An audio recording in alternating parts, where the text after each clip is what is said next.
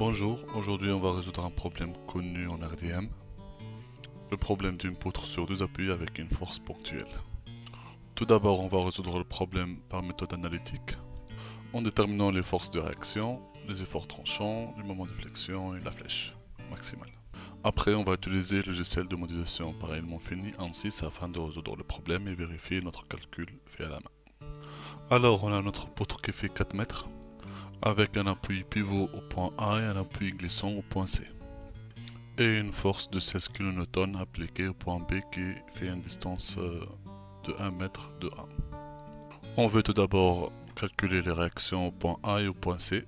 Pour cela, on va utiliser les équations de statique, la somme des forces égale à 0 et la somme des moments au point A est égale à 0. Alors on a la somme des forces égale à RA moins F plus RC, le tout est égal à 0. Alors notre problème n'est pas symétrique puisque la force est appliquée au point B qui fait une distance de 1 mètre de A et 3 mètres de C. Du coup on a RA différent de RC. On obtient deux inconnus une seule équation, du coup il faut passer à la somme des moments est égale à 0. On obtient alors RA fois 0 moins F fois 1 mètre plus RC fois 4 mètres. Le tout est égal à 0. On peut dire que après que RC égale à F sur 4, RC égale à 4 newtons. En revenant à notre première équation, on peut déduire que RA égale à 12 kN. On passe maintenant à l'étape suivante où on veut déterminer l'effort normal, l'effort tranchant et le moment. Un petit rappel de ces paramètres. L'effort normal, c'est l'effort empêchant tout mouvement horizontal.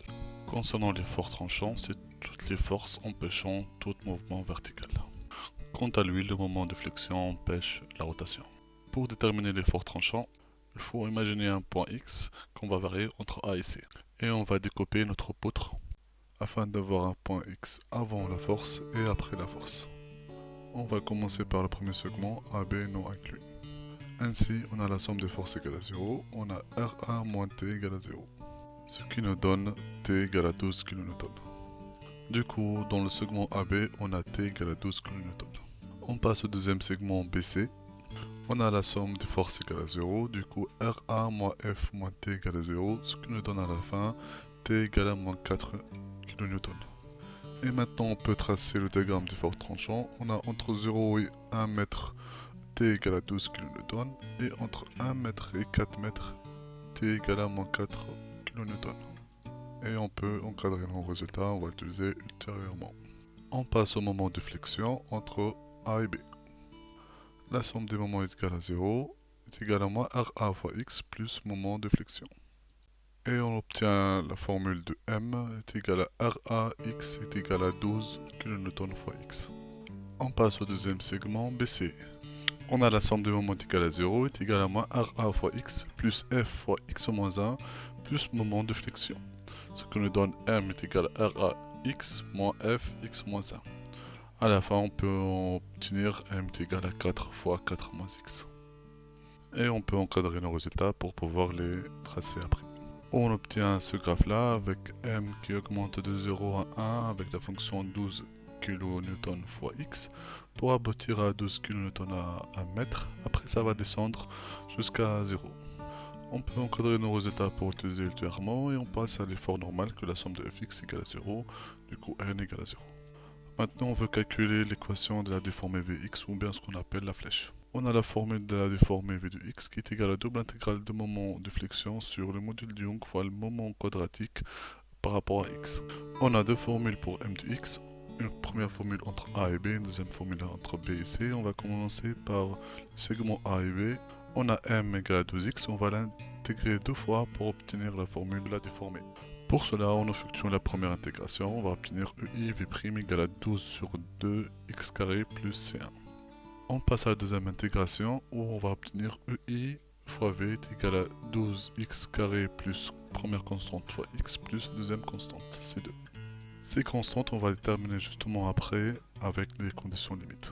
On passe maintenant pour x entre b et c où on a m égale à 4 fois 4 moins x. On va l'intégrer deux fois afin de déterminer la déformée v. La première intégration nous donne EI fois V' est égal à 16x moins 4 sur 2 x carré plus une constante. La deuxième intégration nous donne EIV est égal à 16 sur 2 x carré moins 2 tiers x3 plus c3x plus c4.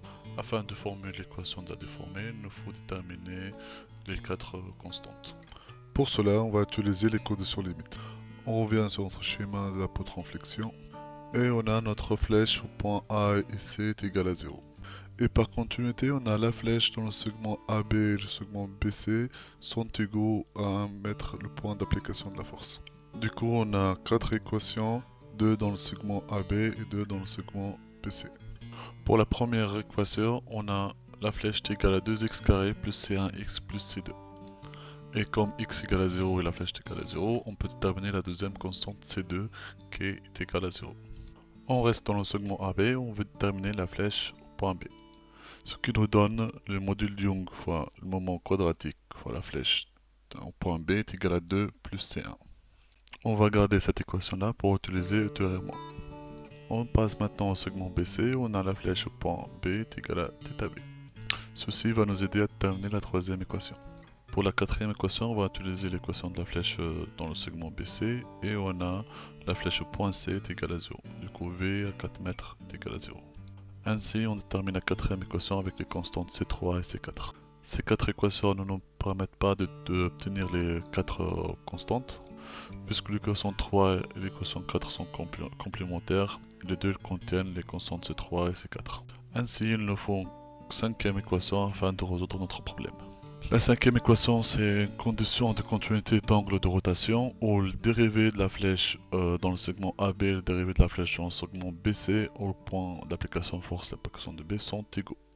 En appliquant la formule, on termine la cinquième équation qui est égale à la constante numéro 1 est égale à la constante 3 plus 8. Et finalement, tout calcul fait, on peut obtenir les 4 constantes C1, C2, C3 et C4. Finalement, on peut reformuler nos équations de la flèche sur le segment AB et le segment BC, où vous pouvez le voir devant vous. Et pour finaliser, on doit remplacer le modèle Young par sa valeur et terminer aussi le moment quadratique de notre poutre. Notre poutre fait 80 mm en hauteur et 60 mm en largeur. Et on applique facilement la formule du moment d'inertie qui est égale à BH au cube sur 12. Et on a notre module Young qui est égal à 200 000 MPa. Et on peut à la fin calculer notre constante E fois I. Revenons à notre problématique qui est de terminer la flèche au point B et de terminer la flèche maximale. Et puisque maintenant on a la formule de la flèche dans le segment AB et le segment BC, on peut déterminer facilement la flèche maximale et la flèche dans le point B. La position de la flèche max se trouve dans le segment BC. Du coup, on va utiliser la formule de la flèche dans ce segment-là. Et on a la dérivée de la flèche au point x max est égale à 0. La flèche max se trouve à 1,76 m. À ce point, la flèche est de moins 29,1 mm. Il suffit de remplacer x max dans l'équation de la flèche dans le segment BC. Et pour la flèche au point B, il suffit juste de remplacer x par 1 mètre dans l'équation de la flèche AB directement. Au final, on a résolu notre problème d'une manière analytique où on a pu déterminer la position de la flèche max et la flèche au point B. Maintenant, on va passer à la modélisation numérique de ce problème-là sur ANSYS et on va comparer après les résultats obtenus analytiquement et par modélisation pour pouvoir valider notre modélisation. On va passer sur ANSYS Workbench et on va utiliser le module structure statique pour faire notre calcul.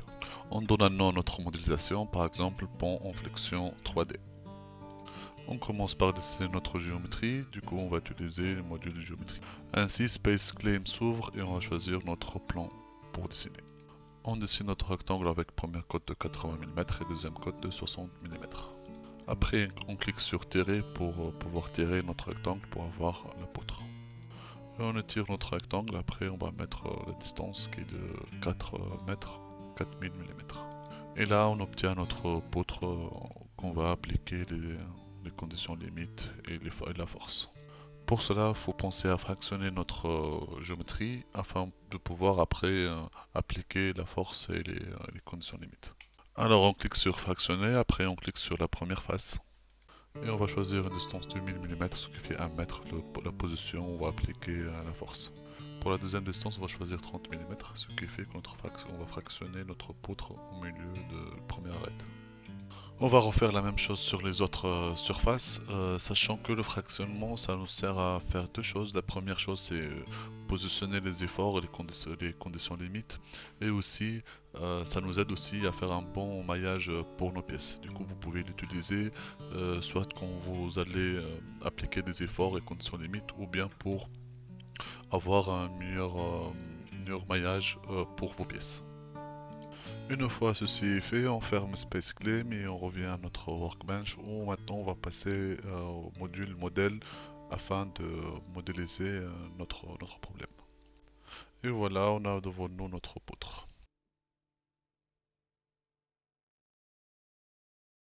On choisit notre plan YZ. Maintenant on doit placer nos conditions limites. Pour cela on clique droit sur structure statique, puis insertion et support fixe. Et on cherche la surface où on va appliquer l'encastrement. En monte au haut, on clique sur l'icône arrêt. Et bien sûr, il faut penser à sélectionner les deux segments puisqu'on a fractionné cet arrêt. Après, simple clic sur appliquer et c'est bon, on a notre support fixe. On cherche notre deuxième surface pour pouvoir appliquer la contrainte pivot. La même chose, clic droit sur structure statique, insertion et après déplacement. Et on sélectionne les deux parties de notre arête où on va appliquer notre condition limite. Et on va annuler le déplacement sur la composante Z. Et après on clique sur appliquer. Maintenant on cherche la surface où on va appliquer la force F. La même chose, clic droit sur structure statique, insertion, force. Et on choisit les deux segments où on va appliquer notre force. Une fois ceci fait, on clique sur appliquer et après on passe à modifier le type de la force en vecteur, on passe à la composante.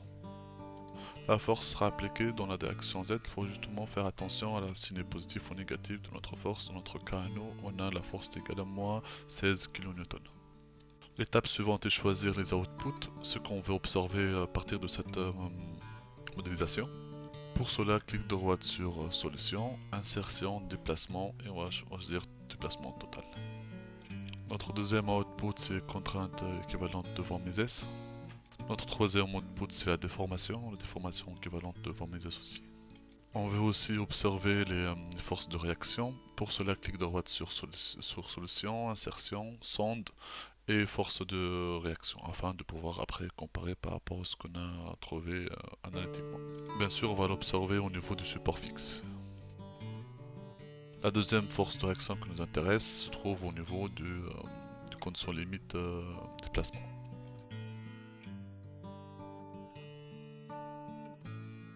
On va ajouter aussi comme output déplacement directionnel, on veut voir le déplacement sur différents axes. Pour cela, clic droit aussi sur solution, insertion, déplacement et après directionnel. Et on va choisir l'axe Z.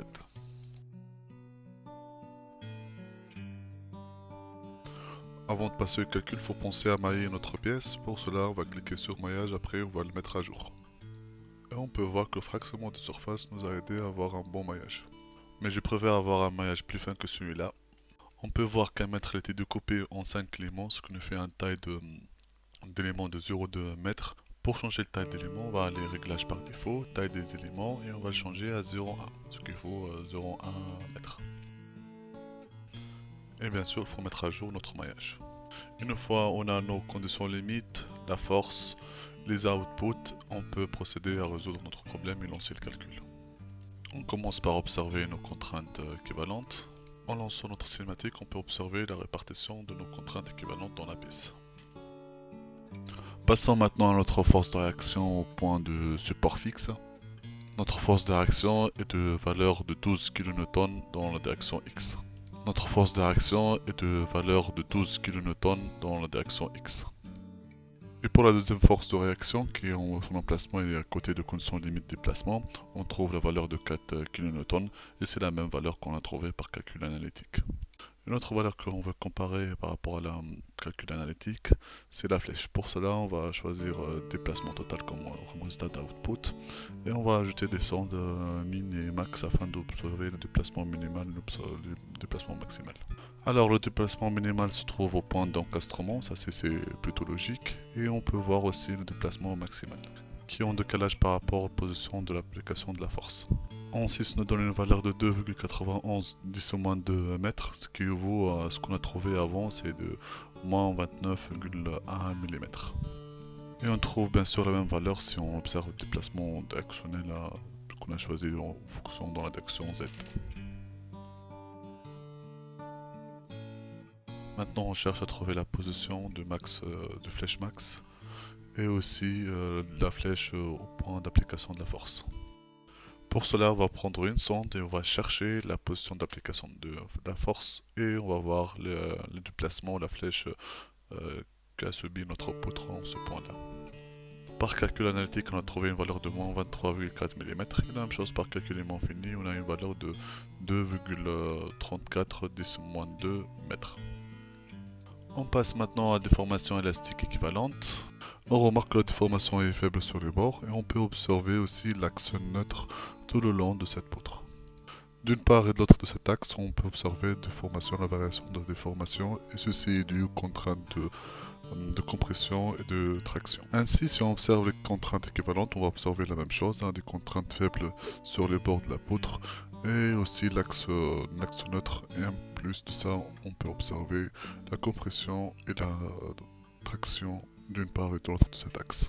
On peut observer la contrainte dans une section. Pour cela, on clique sur plan de section et on trace un trait à l'endroit où on veut voir notre section.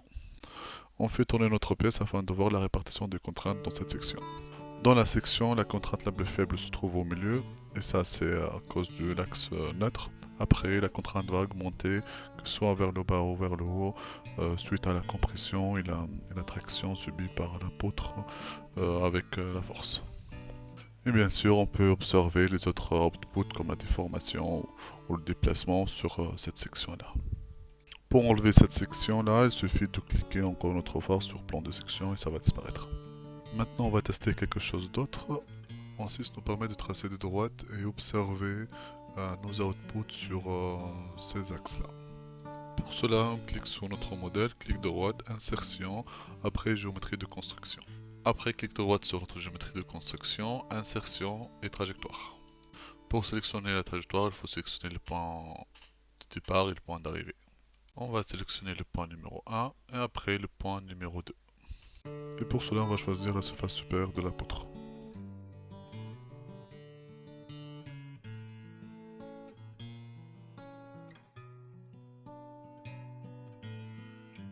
Après, on va dupliquer nos outputs et il faut le dupliquer son résultat. Il faut aussi changer le champ d'application et on va choisir trajectoire. Et on choisit notre géométrie trajectoire qui peut bien sûr changer le nom de cette trajectoire-là. On relance le calcul et en 6 va nous calculer notre déplacement directionnel justement sur ce trajectoire-là. On peut observer nos sondes min et max. En plus, va calculer le déplacement directionnel en plusieurs points de cette trajectoire. Il va tout mettre dans un tableau où on trouve en bas à droite. En plus, va nous tracer une courbe déplacement directionnel en fonction de notre trajectoire. Ce qui nous permet de voir le déplacement ou la flèche à 1 mètre, la position où on a appliqué la force, et au plus on peut voir le déplacement ou la flèche maximale. Et sa position bien sûr.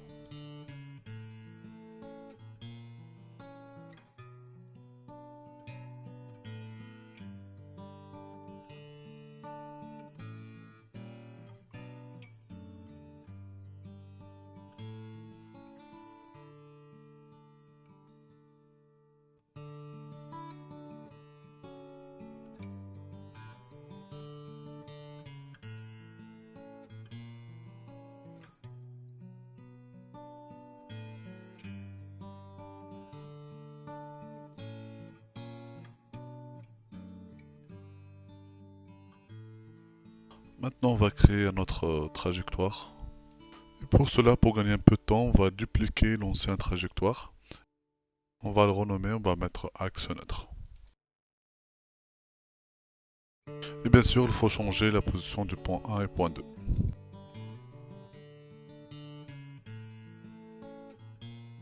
On va aller à notre première surface et on change les coordonnées du premier point. On va le décaler selon l'axe Z de 40 mm. Maintenant on passe au point 2 et on va le décaler aussi selon l'axe Z de 40 mm. Finalement on obtient une trajectoire sur l'axe neutre de notre poutre.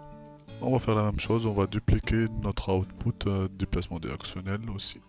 Et bien sûr, on change le champ d'application, on va mettre dans trajectoire axe neutre.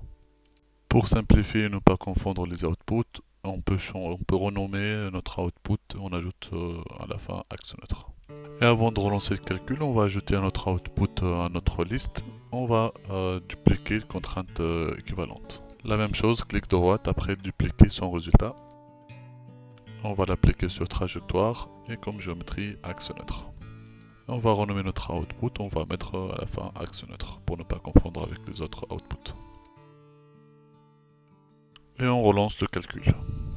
Et comme avant, on peut regarder la distribution des contraintes équivalentes sur l'axe neutre. Les contraintes devraient être nulles dans l'axe neutre, par contre ici on peut observer qu'elles ne sont pas nulles. Ceci est dû aux erreurs de calcul par élément fini et aussi à la projection des valeurs des éléments sur notre axe neutre. Mais quand même les valeurs des contraintes restent aussi faibles, ils ne dépassent pas les 7 mégapascales, sont autour de 2 mégapascales et 7 mégapascales. Sachant que la contrainte max de notre poutre c'était de 100 mégapascales. De la même façon aussi, on peut regarder le déplacement directionnel dans l'axe neutre dans la direction Z.